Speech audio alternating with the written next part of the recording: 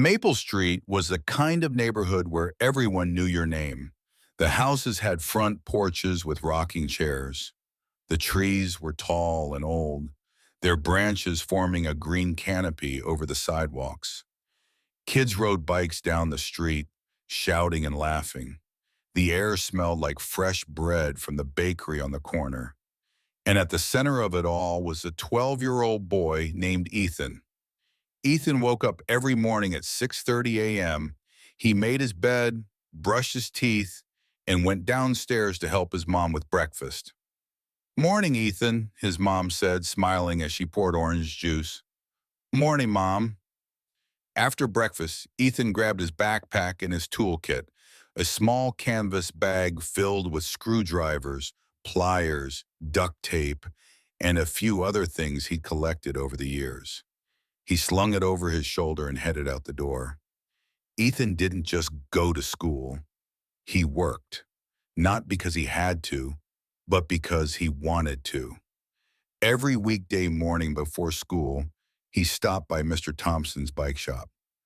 "Morning, Ethan," Mr. Thompson called from behind the counter. "Morning, Mr. T. Need help today?" "Always got 3 bikes that need tune-ups." Ethan rolled up his sleeves and got to work. He tightened chains, adjusted brakes, and oiled gears. Mr. Thompson had taught him everything over the past year, and now Ethan could fix almost any bike problem. "You've got a gift, kid," Mr. Thompson said, watching him work. "You're careful. You pay attention.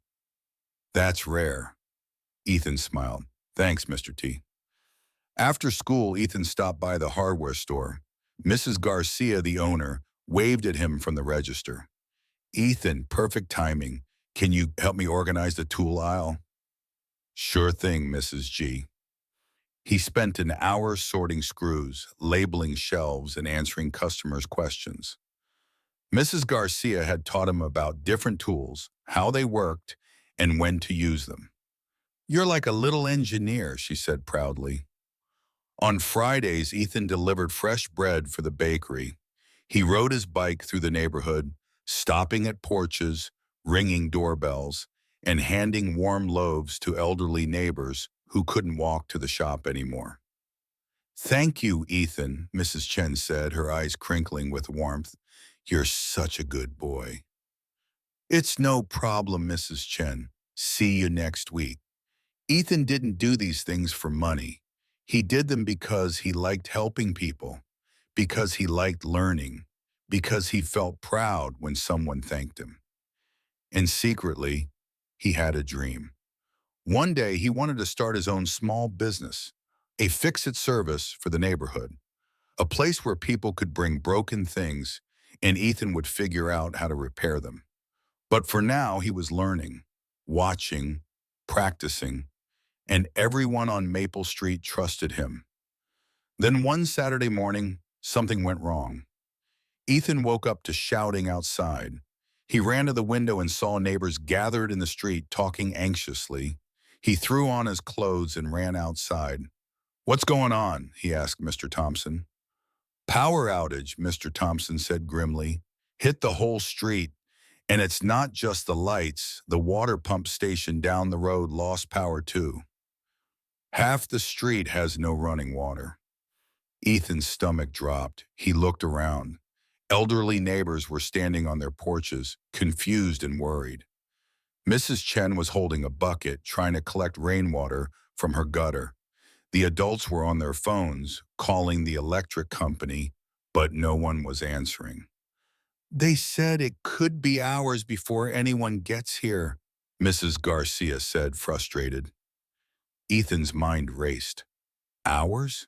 Some of these people need water now, for medicine, for cooking.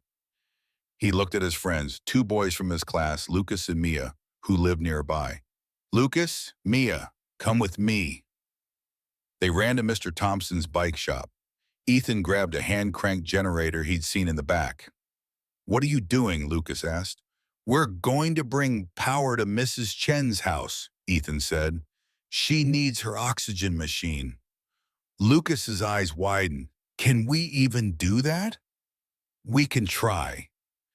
They carry the generator to Mrs. Chen's house. Ethan connected the cables, remembering what Mrs. Garcia had taught him about circuits. Okay, Lucas, crank it. Steady and fast. Lucas turned the handle.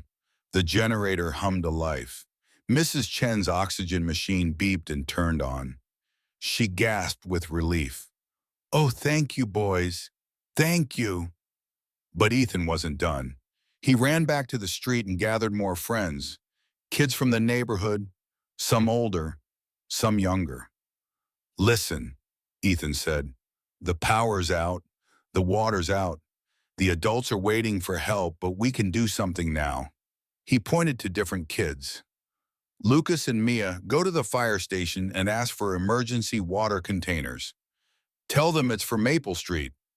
Jamie and Sam, go door to door and check on the elderly. Make sure they're okay. Ryan, help me carry bottled water from the convenience store. We'll distribute it. The kids nodded and scattered. For the next 2 hours, Ethan and his friends worked like a crew. They delivered water. They checked on neighbors. They used hand-cranked flashlights to light up dark hallways. Ethan even climbed onto Mr. Thompson's roof and repositioned a loose solar panel, rerouting power to charge a neighbor's phone. Lucas looked at him, amazed. Dude, how do you know how to do all this? Ethan shrugged. I just learned from watching. And I tried. By late afternoon, the power came back on. The street erupted in cheers. But before anyone could celebrate, Mr. Thompson stood in the middle of the street and called out, Everyone, can I have your attention? The neighbors gathered. Mr. Thompson put his hand on Ethan's shoulder. This boy, he said, his voice thick with emotion, didn't wait for help. He didn't wait for permission. He saw people who needed something, and he stepped up. The neighbors clapped. Some wiped their eyes. Mrs. Garcia stepped forward.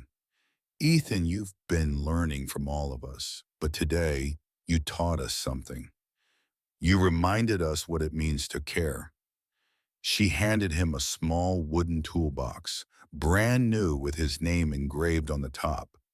This is yours, she said, for your fix-it service, whenever you're ready. Ethan's eyes filled with tears. Thank you. Mrs. Chen walked over slowly and hugged him. You're going to do great things, Ethan. I just know it. That night, Ethan sat on his front porch, the toolbox beside him. The street lights glowed softly. The neighborhood was quiet again, peaceful. His mom came outside and sat next to him. I'm proud of you, she said quietly. I just did what I could, Ethan said. That's exactly what makes you special, she replied. You didn't wait for someone else to fix things. You stepped in, you cared, and you brought people together. Ethan looked at the toolbox, running his fingers over his name. He didn't know what the future held, but he knew one thing. Small actions, done with care, can change everything. The lesson: you don't have to be the strongest, the smartest, or the oldest to make a difference. You just have to care enough to try. Responsibility isn't about waiting for someone else to solve the problem. It's about stepping up, using what you know, and doing what you can right now, right where you are. Because when you act with kindness, when you help without expecting anything in return, you don't just fix things. You build community, you inspire others, and you remind the world that even the smallest hands can carry the greatest hope.